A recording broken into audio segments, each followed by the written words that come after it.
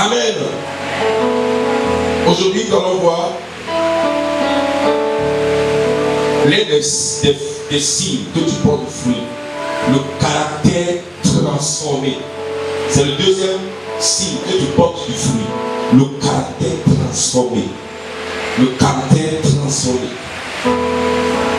Le caractère transformé. Le caractère transformé. Éphésiens 4, verset 24 et Matthieu 23, verset 27. Le caractère transformé. Le caractère. Éphésiens, soyez rapide avec moi. Éphésiens 4, verset 24 et Matthieu 23, verset 27. Suivez bien.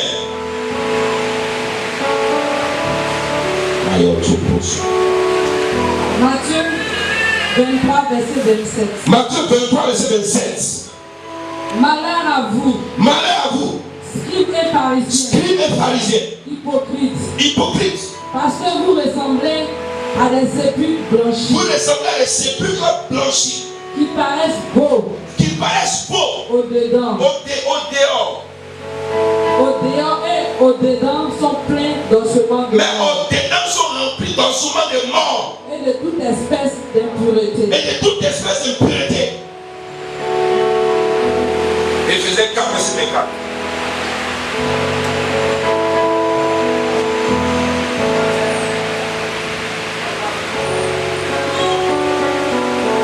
Éphésiens 4, verset 24. Éphésiens 4, verset 24. Et a revêtu l'homme nouveau. Il dit revêtir l'homme nouveau. Créé selon Dieu. Créé selon Dieu. Dans une justice et une sainteté que produit la vérité. Dans une justice et une sainteté que produit la vérité. Donc, ici la Bible dit nous devons revêtir quoi? L'homme nouveau. Alléluia, merci moment. Nous devons revêtir l'homme nouveau. Donc si on dit revêtir l'homme nouveau, donc ça veut dire qu'il y a un homme qui est comment? Qui est ancien, qui est périmé, qui est dépassé. Et Dieu nous amène à revêtir l'homme nouveau. Amen. Donc en d'autres termes, Dieu veut te dire quoi? Dieu veut dire que tu dois être fait de deux types. Tu dois être fait d'une ancienne nature et d'une nouvelle nature. C'est en temps normal, lorsque tu viens à Christ et que tu nais de nouveau, on doit avoir deux toits. Deux toits. C'est-à-dire on doit avoir un toit passé et on doit avoir un toit nouveau ou un nouveau toit. Donc c'est-à-dire quoi?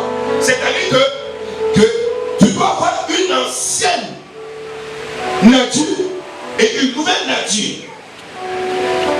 C'est pour ça que la Bible revêtit l'homme nouveau.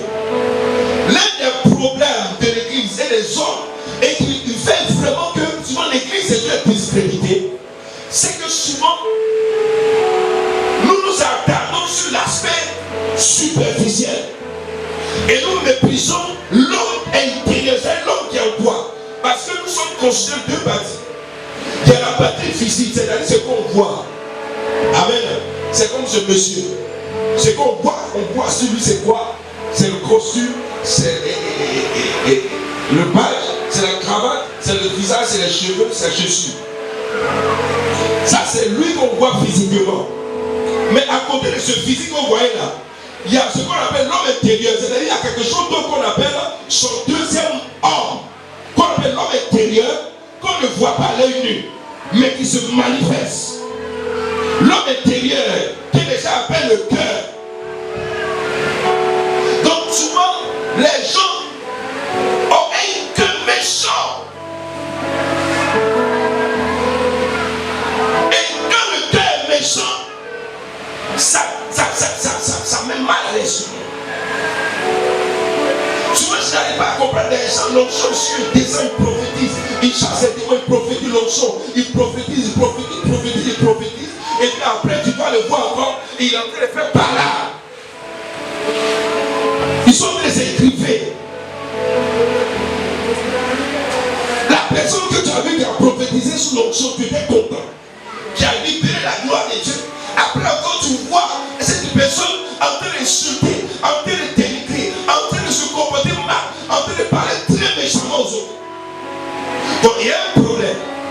Le problème, c'est que le joli monsieur qu'on a vu, ou la jolie femme qu'on a vue, bien habillée, qui adorait Dieu, les mains levées, qui chantait des excellentes couleurs, et qui adorait Dieu, qui se prosternait, et qui prophétisait. Le problème, c'est qu'il y a son homme intérieur qui n'est pas encore transformé. C'est-à-dire son cœur est encore dans une certaine atmosphère qui n'est pas la gloire de Dieu. Donc c'est pour cela que Dieu a dit au prophète Samuel, lorsque Samuel a vu Élia, il dit, mais voici l'homme que tu as choisi pour être roi. Dieu dit à Samuel le prophète, non, ne te fie pas à son apparence. Ne te fie pas à son apparence. Parce que le problème d'Élia, c'est pas sa taille, il a une belle taille, il a une longue chevelure, il est beau, il est élégant. Mais le problème, c'est au niveau de son homme intérieur. C'est qu'il y a dans son cœur. Comment son cœur se présente? Quel est l'état de son cœur? Et c'est pour cela, le Seigneur a dit à Samuel le prophète, il dit, l'homme regarde à l'apparence, mais Dieu tout-puissant, il ne se fie pas de notre apparence, mais il regarde ce qui est derrière ton apparence, c'est-à-dire le cœur. Quel est l'état de ton cœur? Comment ton cœur est? C'est le cœur que tu regardes. Tu n'as pas tes sacs, tu as porté chaussures, un bouc doré, tu as porté cravate, caché le tu as mis et brassard. Tout ça c'est beau. Mais comment est ton cœur? Est-ce que de la manière tu as bien là, ton cœur comme ça? Est-ce que de la manière tu te présentes là, est-ce que ton cœur est aussi comme ça? Quel est l'état de ton cœur? C'est pour ça que Jésus a dit, les pharisiens sont des hypocrites. Parce que c'est des gens qui blanchissent les tombeaux. Ils prennent la peinture, mettent sur la tombe comme ça. Ils rendent la tombe jolie. La tombe est présentable. La tombe est une belle allure. Oh, vous vous rappelez, nous sommes allés aux enterrements de notre frère qui nous a dépensé le royaume. Et j'ai vu là-bas vraiment des cercueils, des tombeaux vraiment, c'est extraordinaire. Quelle jolicité. Des gens ont construit des tombes comme maison. Il y a même des tombeaux avec télé dedans, écran plat. Des gens qui ont construit des caveaux avec écran plat, des gens avec climatisation souterraine. C'est-à-dire, quand vous allez là-bas, vous allez voir qu'il y a des gens qui ont construit, n'est-ce pas, des caveaux où il y a la climatisation, où il y a l'électricité. C'est tellement beau à voir. Mais le problème, c'est qu'est-ce qui est en bas de tout ce que vous avez fait. Le décor est beau. Mais qu'est-ce qu'il y a à l'intérieur? L'intérieur est rempli d'ossements, l'intérieur est rempli d'odeur, l'intérieur est rempli de pourriture. C'est le vrai problème. C'est pour ça que Dieu ne sévit pas notre apparence. Parce que ton apparence peut sévir, mais ça ne peut pas servir Dieu. Tu peux servir tout le monde avec tes beaux yeux, comme mes yeux sont gros.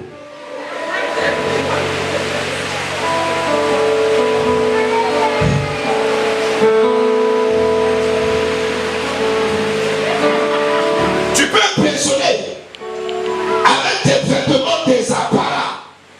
Mais Dieu n'est pas impressionné. Dieu est impressionné par le cœur. Ton cœur, comment? Quel est l'état de ton cœur? C'est ça qui impressionne Dieu. Donc si tu veux impressionner Dieu, ne viens pas impressionner Dieu avec ton aspect physique. Ça ne dit rien à Dieu. Ce qui est bon pour Dieu, c'est qui es-tu réellement quand les gens ne sont pas là. Lorsqu'il n'y a pas de culte, lorsque les gens ne sont pas à l'église, lorsque tu es chez toi à la maison, qui es-tu vraiment? Lorsque tu es au travail, qui es-tu vraiment? Lorsque tu es dehors, qui es-tu vraiment? C'est ça qui intéresse Dieu.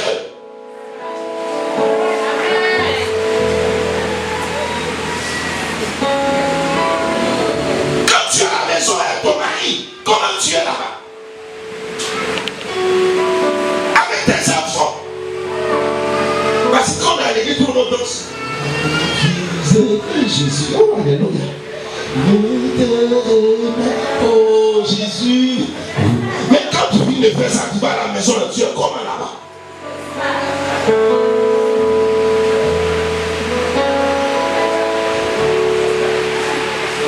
C'est pour ça que Dieu a décidé de ne pas se laisser impressionner par tes beaux yeux, par tes maquillages, par ta beauté, par la splendeur de tes accoutrements. Dieu ne te laisse pas impressionner. Les hommes sont impressionnés parce que les hommes sont humains. Mais Dieu est impressionné par le parfum que tu dégages. La bonne odeur qui sort de toi. C'est ce qui impressionne Dieu.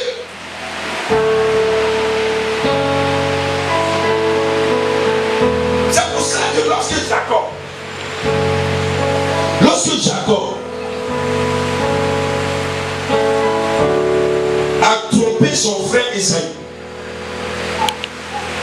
avec la malice, son nom Jacob veut dire supplanteur, en d'autres termes voleur. Donc son nom était la personnification réellement de son cœur, son état spirituel. Donc Jacob était vu comme un homme qui avait l'art de tromper. C'était un trompeur. C'était un homme qui était français, qui était un expert trompé. Il a trompé son frère 2 fois. La première fois, son frère allait faire une chasse et revenir près lui. Et son frère il fait. Ton frère a fait. Il revient d'une chasse, il n'a pas eu à manger. Quand il va à la chasse, il envoie la nourriture. Et quand on prépare, est-ce que tu ne manges pas, Jacob? Tu manges. Ton frère va à la chasse, il a tué peut-être un gros gibier qu'il envoie. Quand maman prépare là, elle ne donne pas à tout le monde. Elle sert tout le monde. Jacob a mangé la nourriture d'Esaü lorsqu'Esaü partait à la chasse et qu'il revenait souvent avec vraiment beaucoup de gibier. Jacob bénéficiait. Maintenant, Esaü revient de la chasse prédouille. Il n'a rien eu. Il dit, frère, pardon, donne-moi un peu de ton haricot qu'il mange vraiment de faim. Il dit, non, je n'ai pas donné mon haricot. Tu veux lui donner mon haricot? Vraiment comme toi, Dédès. C'est-à-dire, à partir d'aujourd'hui, là, prends, fais un serment et dis qu'à partir d'aujourd'hui, c'est moi qui suis ton grand frère. Parce qu'ils sont jumeaux. Mais en fait, le problème, c'est que Jacob, il est en train de réfléchir comment faire pour devenir l'aîné, pour pouvoir avoir tout l'héritage du père. Donc, il a utilisé la malice, il a utilisé la malice pour essayer de prendre le droit de son frère. Son frère aussi a faim. En lui, bouche qui a faim n'a pas, votre a faim n'a pas d'oreille. Quand quelqu'un a trop faim, il ne croit plus à rien. Il est là comme ça, tout ce qu'il veut. Comment faire pour avoir à manger? Il dit, mon frère, toi, ça, c'est pas important. Le plus important, c'est que j'ai faim, je dois manger. Donne-moi mon haricot, je mange. Son frère lui donne haricot, il est d'accord, il est d'accord. Tu lui donnes le droit, il dit, non, le droit de l'aise, c'est pas un bras, pas le droit de l'aise. C'est pas un problème. La deuxième fois, ça en complicité avec sa mère, il va maintenant prendre la bénédiction de son frère par la ruse. Amen. Mais après ça, quand il a pris la bénédiction de son frère par la ruse, et que Isaac a libéré la bénédiction sur lui pour qu'il soit le plus, il ait la supériorité sur son frère, c'est-à-dire Esaü. Quand Esaü est venu et qu'il s'est rendu compte que Jacob a utilisé encore la tromperie pour prendre sa bénédiction, son cœur était rempli de rage contre Jacob. Et sa mère lui a dit, ton frère risque de tuer fruit et il va très loin ici. Jacob est parti de la cour familiale et il allait à l'aventure. Mais regardez comment Jacob a souffert par la suite. Comment il a souffert. Comment il a souffert. Comment il a souffert. Mais ce qui est important, après ces années de souffrance, Jacob va avoir une rencontre avec un ange de Dieu. Suivez-moi très bien. La Bible dit, toute nuit, Jacob a lutté avec l'ange de Dieu. Il s'est battu avec l'ange de Dieu. Il a lutté avec l'ange. Et il dit à l'ange, bénis-moi, sinon tu ne partiras pas. C'est une bonne prière. Un ange de Dieu qui vient, qui lutte avec toi, vous luttez ensemble. Et tu dis, bénis-moi, sinon tu ne pars pas. C'est une bonne prière. Mais regardez la réaction de l'ange. Quand il dit, bénis-moi, sinon tu ne pars pas, l'ange dit, quel est ton nom? Voici la première préoccupation de la langue. Oui, tu veux que je te bénisse, oui. Mais quel Jacob dit, mon nom est Jacob.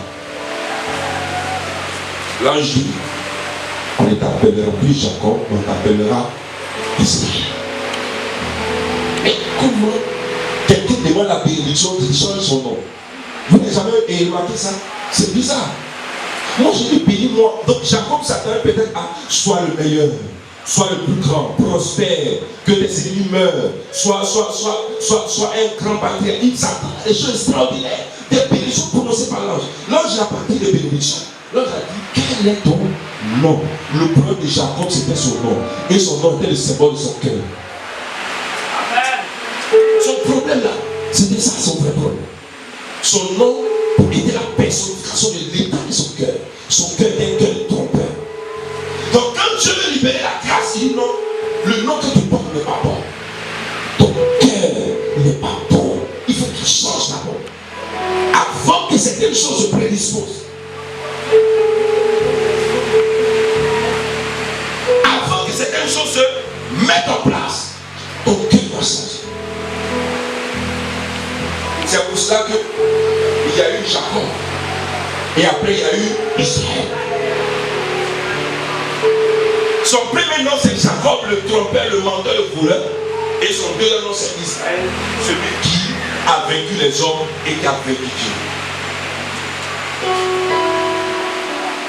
Amen. Donc ça veut dire que toi et moi, nous devons avoir deux noms. Tu dois avoir ton nom, ton Jacob, et tu dois avoir ton Israël. Le Jacob, c'est le menteur, le bagarreur, le fumeur, le toqué, le coureur de jupons, l'infidèle, le voleur, le violent, le colérique, le bagarreur. Ça, c'est le Jacob. Mais en Israël, c'est une autre personne.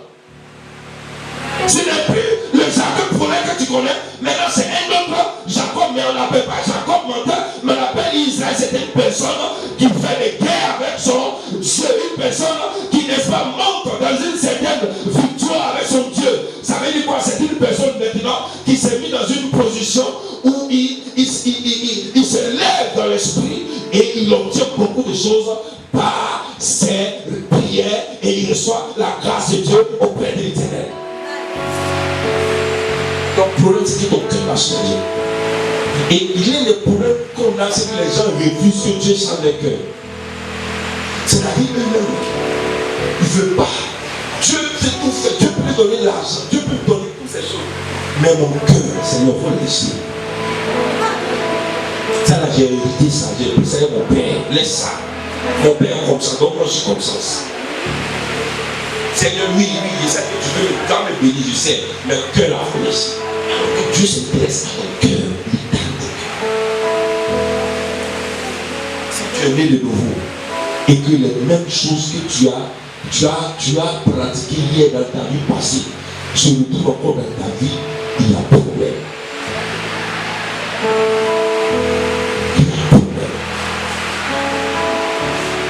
Demande à ton voisin, qu'est-ce qui a changé vraiment? C'est une question.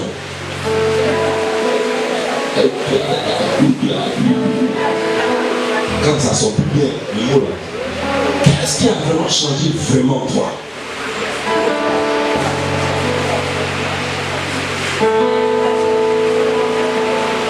Un jour, une personne qui a donné sa vie à Jésus rendait son témoignage. C'était un ancien pauvre là, musclé, paraclé. Il avait tatouage partout son corps, c'était un homme de la rue. Il était tatoué partout son corps. Vous savez, les tatouages là, ça ne disparaît pas, ça reste. Donc ça démarche encore là, il marche toujours comme ça. Et les gens le voient, ils ont peur de lui. Quand ils le voient, ils se mettent à lui, mais c'est pour briser, c'est pas il l'a fait pas, tu l'as touché, tu as pleuré. Et les gens ne savent pas. Dans son témoin, il disait, les gens ne savaient pas que mon aspect est resté tel, mais mon cœur change. Et les gens, ils pensent que le pauvre que vous voyez, le parole qui cherchait à se faire voir partout, mon corps est resté le même, parce que le corps ne change pas. Si tu donnes ta vie à Jésus et que tu as un pied coupé, est-ce que Dieu la pousse encore? C'est là, c'est la même chose là. Il peut rester. Les tatouages sont là. Il extrace des machettes, tout ça, c'est là où son corps encore. Mais le cœur change. Ça va que c'est le cœur qui fait qu'il fait la malade. C'est le cœur qui le rend violent. C'est le cœur qu'il avait qui faisait qu'il était comme ça. Mais le cœur a changé. Il est un péché. Mais tatouages sont là. C'est la marque de mon ancienne vie. Ce sont les traces que le monde a laissées sur mon corps. Mais il y a un nouveau, un être nouveau. Un homme nouveau. J'ai changé. Et tu arrives à ce niveau. J'ai changé. Seigneur, j'ai changé. J'ai changé. Je suis devenu un être nouveau. Quand sont les tasses avec Christ sur le chemin de Damas, il a dit, je n'ai pas pu résister à la vision céleste. Quand il a fini cette expérience, le Seigneur a dit, maintenant, le Seigneur a donné une orientation. Il allait, et il y a un homme qu'on appelle Ananias. Ananias, le Seigneur a dit à Ananias, je t'envoie vers Saul de Tarse, ainsi de suite. Et le Seigneur dit, cet homme-là, je ferai de lui un instrument, il va prêcher devant les rois, devant les nations et devant n'est-ce pas, les peuples, ainsi de suite. Mais Ananias a refusé d'aller. Pourquoi? Parce qu'on connaît son état. C'était un grand persécuteur de l'église. Son persécuteur, quand il arrive quelque part, il avait une autorisation qui lui donnait le pouvoir de prendre les chrétiens et de les mettre en prison. Tous ceux qui utilisaient le nom de Jésus, il les prenait et les jetait en prison. Quand le Seigneur dit à Ananias, va, Paul, j'ai fait de lui un instrument pour lui prendre la gloire partout. Ananias a dit non, Seigneur, vraiment ça là, je ne peux pas faire. Son état qui met les chrétiens en prison partout. Un homme méchant comme ça, qui frappe les chrétiens, tout ça. Tu me demandes d'aller vers lui pour prier pour lui, je ne peux pas. Saul ne savait pas, et Ananias ne savait pas que le Saul là, il venait de rencontrer Jésus sur le chemin de Damas, et son cœur avait été transformé. Son cœur n'était plus le cœur du persécuteur, le cœur de l'homme violent qui mettait les gens, les chrétiens en prison. Ce cœur avait été enlevé. C'était un nouveau solidas. C'est pour cela que quand vous lisez bien les Écritures, vous allez voir que avant sa conversion, on l'appelait comment? Saul de Tarse. Mais après sa rencontre avec Jésus, son nom a été changé en Paul. Ton nom doit changer. Écoute-moi bien, je dis, ton nom doit changer, bien-aimé. Ma fille, ton nom doit changer. Ton nom doit changer.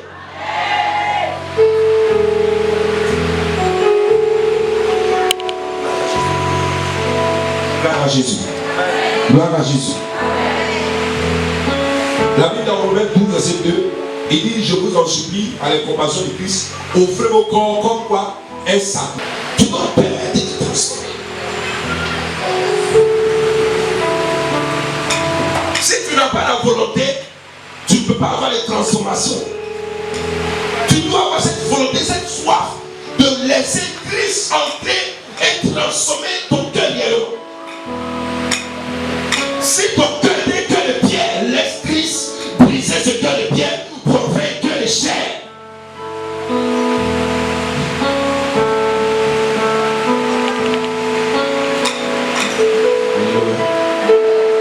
Est-ce que tu peux laisser le Seigneur briser ce cœur de pierre? Qui va faire ici? Est-ce que tu peux laisser le Seigneur briser ce cœur de pierre? Ce cœur violent, ce cœur orgueilleux. Est-ce que tu peux laisser briser cette pierre? Si la femme a son de tasse, qu'elle veut pas, il peut se faire. Alléluia. Alléluia. Le deuxième signe, c'est que tu dois laisser, du moins le deuxième signe du moins, c'est le caractère transformé. Ton caractère doit être transformé. Les frères, le caractère, c'est notre parfum. C'est notre parfum. Lorsque tu rentres dans un endroit, ton parfum t'identifie. C'est notre parfum. Lorsque tu arrives quelque part, ton parfum doit donner l'apaisement au cœur. Si le parfum qui dégage est très mauvais, il y a un problème. Dieu ne se laisse pas impressionner. Dieu se laisse pas impressionner. Il se laisse impressionner par l'état de ton cœur. Laisse le Seigneur briser ce cœur. Tu dois désirer cela. Tu dois désirer cela. Tu dois le vouloir. Et le Seigneur va le faire. On peut acclamer le Seigneur.